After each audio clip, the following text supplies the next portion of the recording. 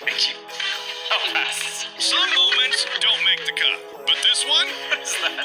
My goal in my life is to be a DILF. A DILF. What's a DILF? What's a MILF? What's a...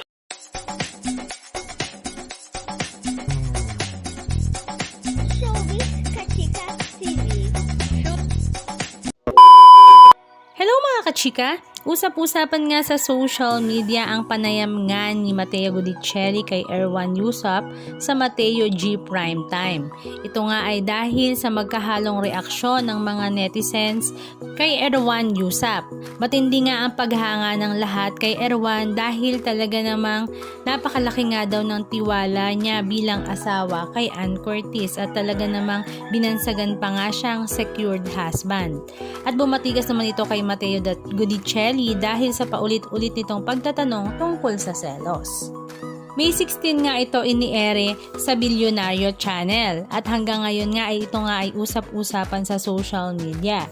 Dahil sa isang bahagi ng interview, tinanong ni Matteo si Erwan kung paano nito hinaharap ang masiselang eksena ni Ann Curtis kapag ipinapareha sa ibang leading man.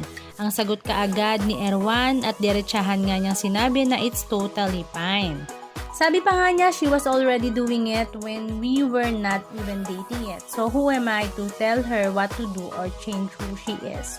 If you look at it as part of a job, it's a job and that's fine. Marami nga ang talaga namang napahanga kay Erwan. Tinawag pa nga siyang the ultimate green flag at secured man. Sabi pa nga ng iba, si Ann Curtis nga daw ay paborito ni Lord dahil napakaswerte na nga sa career, napakaswerte pa nga sa kanyang asawa. Hindi nga lang yon dahil the way he talk, talaga namang very smart nga ito at talaga namang may kabuluhan nga ang kanyang pinagsasasabi. Samantala sa post naman ni Matteo Gudicelli ay pinuri nga niya si Erwan Yusap. Ang sabi nga niya, Erwan has always been someone I look up to. Thoughtful, creative, and quietly impactful in his own ways.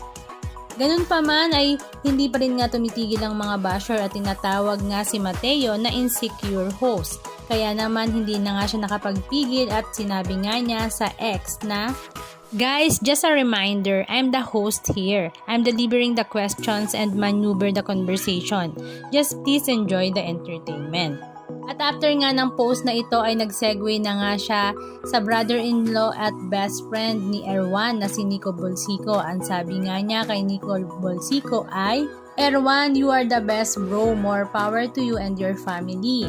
At sabi nga niya, Nico Bolsico, you're next. Sabi naman ni Nico ay, Okay, get a room. Alam naman nating lahat na kapag nagsama ang mga ito ay talaga naman puro kalokohan rin nga ang kanilang mga ganap.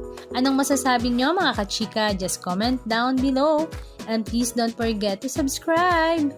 Thank you!